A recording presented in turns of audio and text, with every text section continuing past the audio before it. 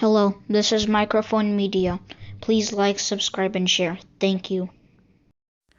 سلام تعيننا حوالي دحان دوعيلكم دحان حاديركم أملا عالم زلهم سمعتنا السلام ناخدكم يخون زي مايكروفون ميديا مايكروفون ميديا حد يسخونكم كعامن قاعد هنا مساخهم لنا ناي كل شيء عمد مستي ناي زفيت سفنا أكال كوينكم كتقصلوا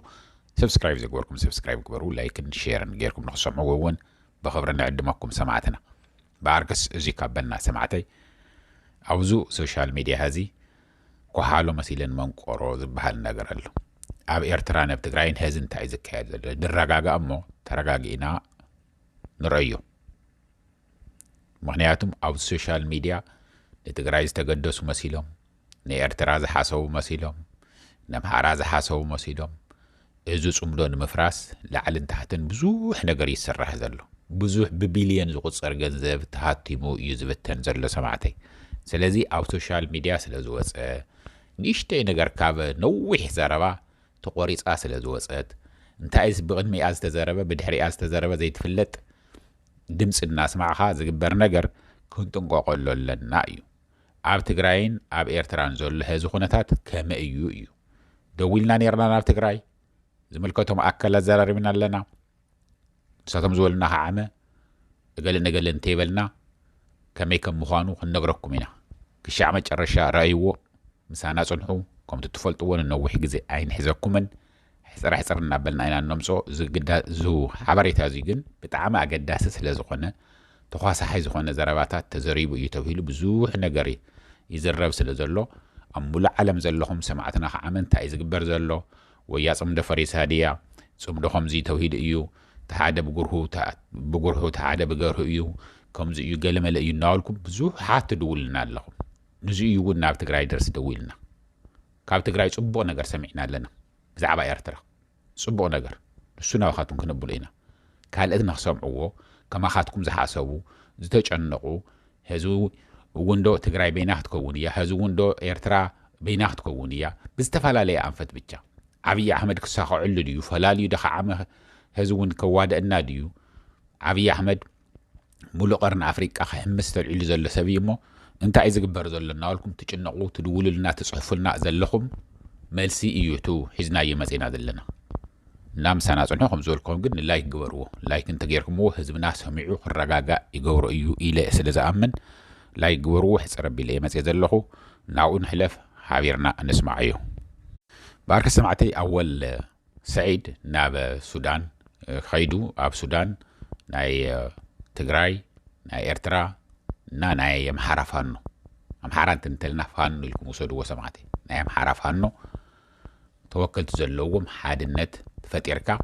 نخلو خطفز تالعالث أبا 4 كيلو زنهيو عودة يولو وطعي نمكل خال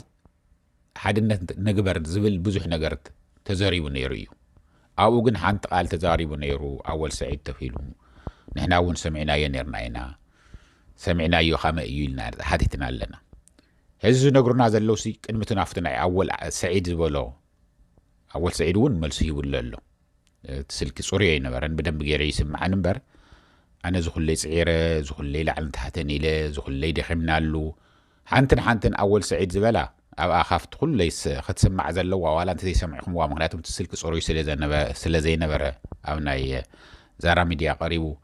بسلك يزار وس نيرو جد من مكسب معي كالن نيرو جن حنتن جن رياس سمعت النيانو عليه زي سمع هو يزاربكم زلخو أنا زجورو من نايجد لي زخنا نجار يلن ناي منجست إيرترا وكيل إيز الزارب ما حزب إيرترا اللي يخوني إيو الزارب حزب إيرترا أنت بلتلو تفولت وياكم كم تجري يكون نبي في اللازي أن تجار حواتي زي نجربكم أب تجري زدل خيو تزاريف كم قليل كم زمسلك كتزاريف كم أم ميديا غير كم سؤال ك زنبرليو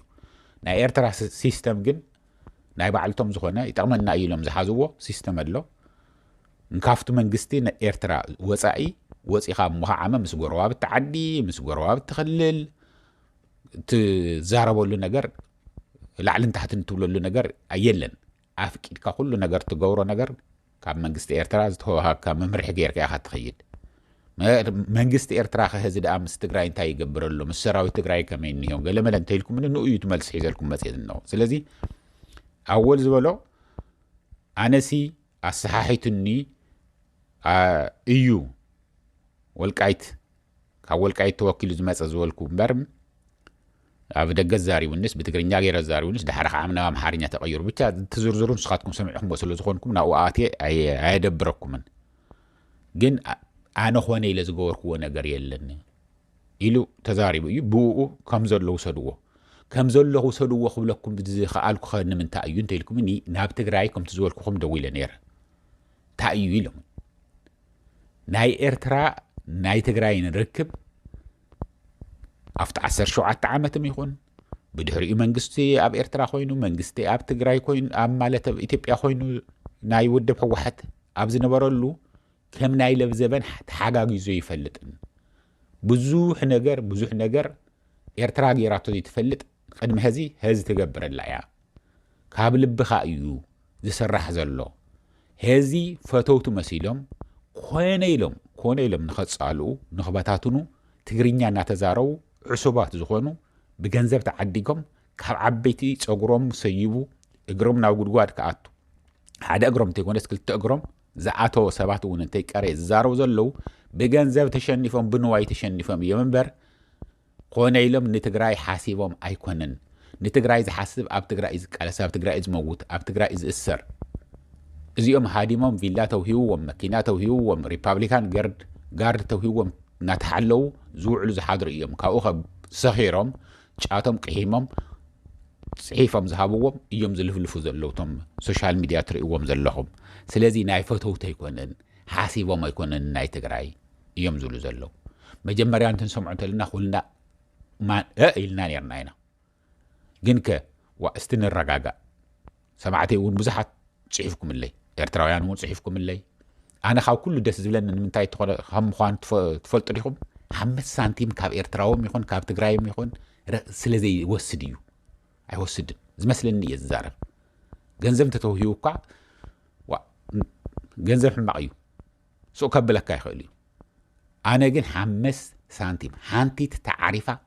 እሞ ተቕረ ሓንቲ ሳንቲም እውን ዕውርቲ ሳንቲም ካብ ማንም ኣይወስድን ካብ ኤርትራዎም ይኹን ካብ ተምሓራይም ይኹን ካብ ትግራዋይም ይኹን ሓንተን ኣነ ታዝኽእል ኣነ ምግባር እዩ ዝንሄኹ በክሻዕ ዝሃዚ እዚኣ ግበሩለይ ኢለ ተዛረብክዋ ምንም ነገር የለን ሓንቲ ተዓሪፋ ኣይወስድን ስለዚ ዝኸውን ንህዝበይ ይጠቅም እዩ ዝብሎ ዝኽእሎ እየ ዝገብር ዘለኹ እና ኣወል ሰዒድ እንድሕር ተጋጊኻ ክብለ ሓደ ትግራዋይ እንድሕር ተጋጊኻ ክብለ ግን ህዚ ዝነግሩን ዘሎ ኣብ መሬት ዘሎ ኣብ ትግራይ መሬት ውሽጢ ዘሎ ግን ሓደ በደ ሓደ ሚድያ እዚ ተዛረበ ዓብይ ይኹን ሚድያ ንእሽተይ ይኹን ሚድያ ተዛረበ ኢልካ ካብ ምዝራብ ካብቶም ላዕለዎት ኣዘዝትም ይኹን ካብቶም ላዕለዎት ሰብ ስልጣንም ይኹን ካብ ላዕለዎት ናይ ውድብ መራሕትም ይኹን እንረኽቦ ዘለና ጽቡቕ እዩ ዝርዝር ምእታው የድልን እዚ ከምዚ እዚ ሂባ ኤርትራ ትግራይ ከምዚ ትግብለላ እዚ ተስማዕሚዖም እዮም ገለመለ ንፈልጦ ክህሉ ይኽእል ዘይንፈልጦ ክህሉ ይኽእል ግን ክዝረብ ዘለዎ ኣሎ ዘይዝረብ ኣሎ ስለዚ ህዚ ዝነግሩን ኣሎስ በይዛኻትኩም ጽቡቕ ነገር እዩ ዝንሂዎ ኣይትስምዕዎም ቶም ዝዛረቡ ዘለዉ ፈትዮምን ኣይኮንን ቶም ዝዛረቡ ዘለዉ እኮ መዋዕልቲ ናይ ብልፅግና እኮ እዮም ኩሉ ፋኖም ዝገበሮ ኤርትራም ዝገበሮ ናይ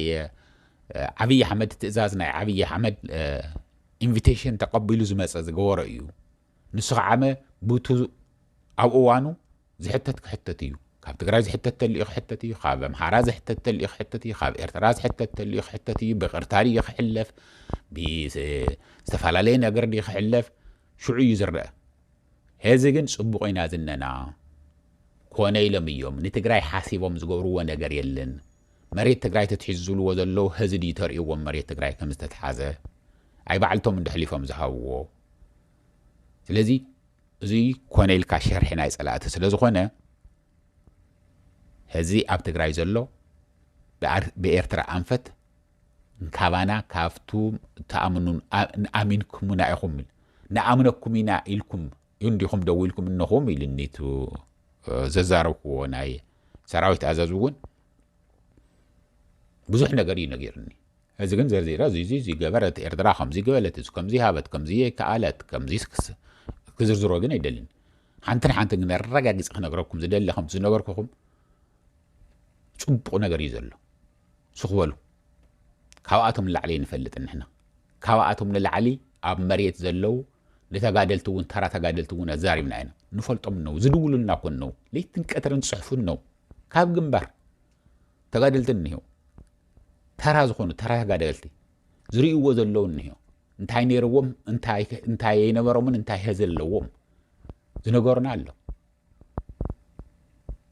ከመይ እንታይ ነይሮም ቅድሚ ህዚ እንታይ እንሂው ነጊሮምና እዮም ስለዚ ካብ ሓደም ዝኾን እንተኾነ ሕማቕ ነገር ስለዘይ ሰማዕና ንረጋጋእ እየ ክብል ዝደሊ ንረጋጋእ ተረጋጊእና ግድ የብልኩምን ጽቡቕ እዩ ዘሎ እንድሕር ሕማቕ ኮይኑ እንድሕር ክእረም ዘለዎ ኮይኑ ደጊምና ደጋጊምና ተዛሪብና ኢና ምዕራብ ትግራይ ናይ ትግራይ መሬት እዩ ናይ ትግራይ ግዝኣት እዩ ትግራይ ሉዓላዊ መሬታ ብሕጊ ዝፍለጥ መሬታ ክምለሰላ ግዴታ እዩ ተተኽኢሉ ብኤርትራ አንፈትም ክዘረብ እዩ ድፍኢት ክንገብር ኢና ተዛረቡ ምክንያቱም ዓውልኩም ተዛረቡ እንታይ ዓውልና ደንዛረብ የለና ናይ ኤርትራ መሬት ክቁረሰ ይግብኦን ካብ ጫፍ ናይ ዓሰብ ጀሚሮ ሻዕላዓሊ ጀሚሩ ብታ ሕገ መንግስቲ ብሕቡራት መንግስታት እትፍለጥ ናይ ኤርትራ ካርታ ናይ ኤርትራ መሬት እዩ ባሕሪ የብልካን ኢትዮጵያ ምልልክ እዮም መሓርኻስ ኢና ምዃን ናልና ኩሉ ሻዕ ንዛረብ ኢና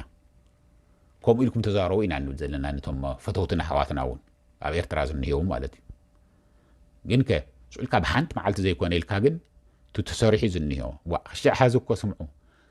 እንድሕርዛ ጽሙደት ዘይትህሉ ነይራ ወይ ኤርትራ ተወሪራ ናብ ትግራይ ገጹ እናተመለሰ እዩ ነይሩ ከም ተሓሲብዎ ዝነበረ